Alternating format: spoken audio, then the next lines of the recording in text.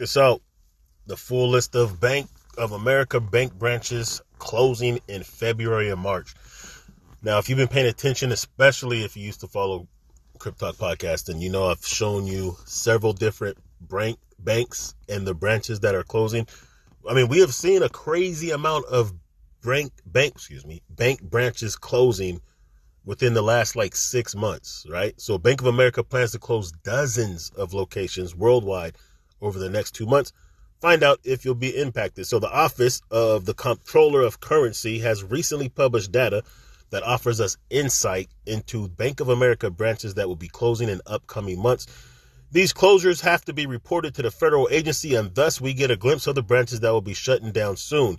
Listen to this. A total of 108 branches were closed by the financial giant just in last year, 2023. And 55 closures are already scheduled for this year. So, wow. That's over 160 closings that will happen from 2023 to the end of this year, at least. A total of 9 locations will close their doors early February. Check this out. And this is all over. This isn't just like the West Coast. Like the last time I showed, I think it was JP Morgan maybe, and Wells Fargo, whatever it was. A lot of the branches were on the West Coast, but really they're all over. You have Anaheim, California, Maryland, California, Massachusetts. So it's coast to coast. They're doing the most. 25 additional branches. That's just in February, which is tomorrow. Then in March, we have another 25 closing, as you can see, all the way from New York to Massachusetts to Georgia to Missouri to Jersey, Tennessee, Oakland, all over the country. These branches are closing. So where else is Chase planning to close bank branches in 2004? So this isn't just Bank of America. Look at this. Chase closing. North Carolina, Virginia, Connecticut, Jersey, California, Richmond, Virginia, Las Vegas, Bothell, Washington, about an hour away from Seattle, Frisco, Bellevue, Washington, LA. So all over these branches are closing. We will bring you more details on these closures as they appear. So why are these branches closing is the question that you should be asking. And this is a question that you should be asking and you should be articulating to people who don't understand that, yes, we are transitioning into a digital world when it comes to finances. Blockchain is more efficient. Almost every country is either building, working on, considering, or testing, or already have a form of digital currency.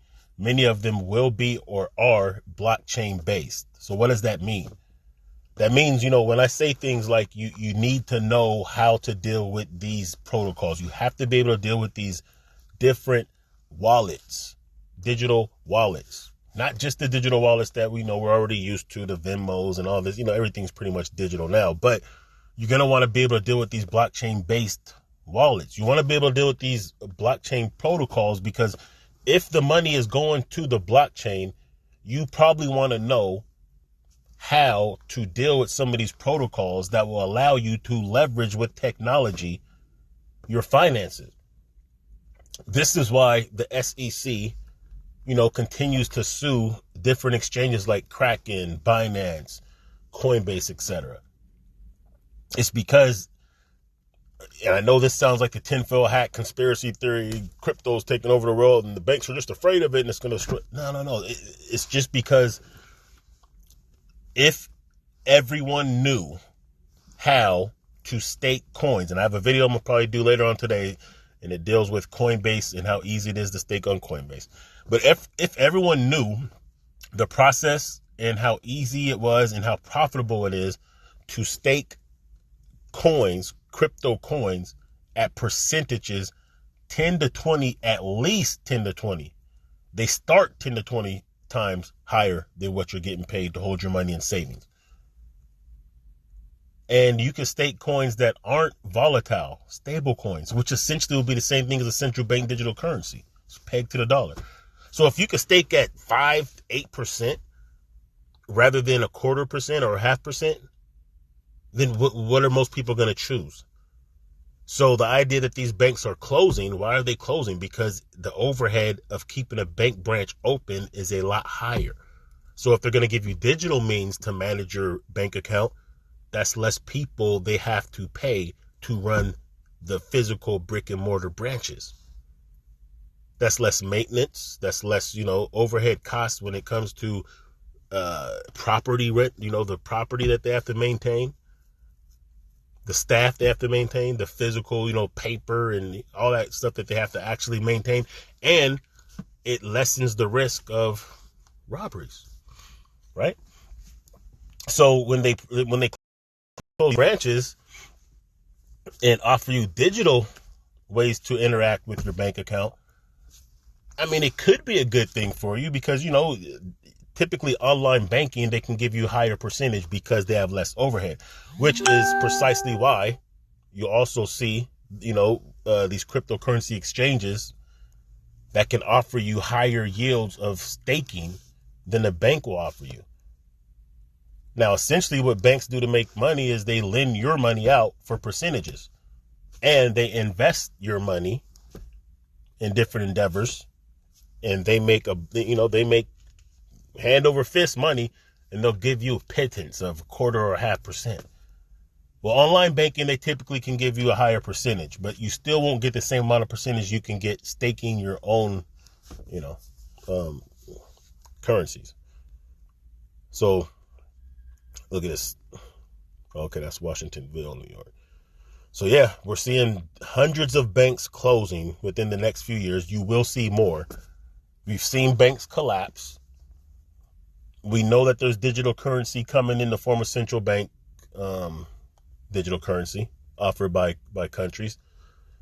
We know that JP Morgan is also offering digital deposits that are also, tokens or whatnot. We know that tokenization is going to explode, which means, basically just anything that you own can be tokenized. You could, your car, your house, whatever.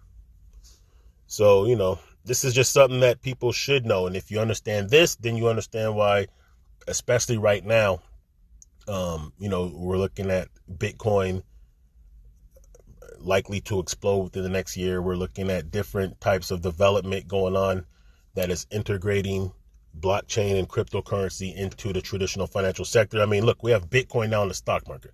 We have 12 of the biggest investment vehicles, Fidelity, BlackRock, ARK Investment, Grayscale, all offering Bitcoin now as an option to hold and trade on Wall Street.